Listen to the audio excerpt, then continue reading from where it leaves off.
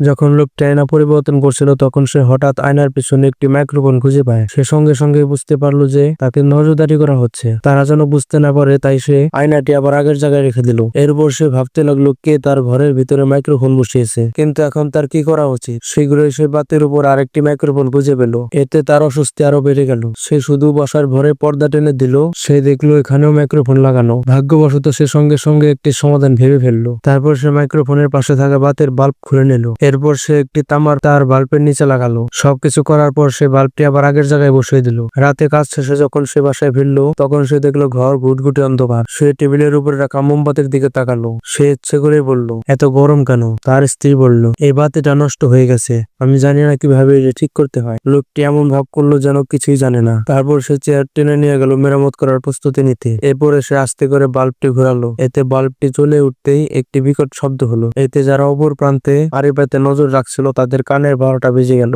হেডফোনে শুধু শব্দ হচ্ছে, রেডিও যেন পুড়ে গেছে। এভাবেই লোকটি বাল্বের শর্ট সার্কিট তৈরি করে সফলভাবে আড়িপাতে মাইক্রোফোন ধ্বংস করলো। এই সৈনিকের বাড়িতে কে আড়িপাতে নজর রাখছে দেখতে হলে ভিডিওটিতে একটি লাইক করে দিন এবং চ্যানেলটি সাবস্ক্রাইব করে দিন।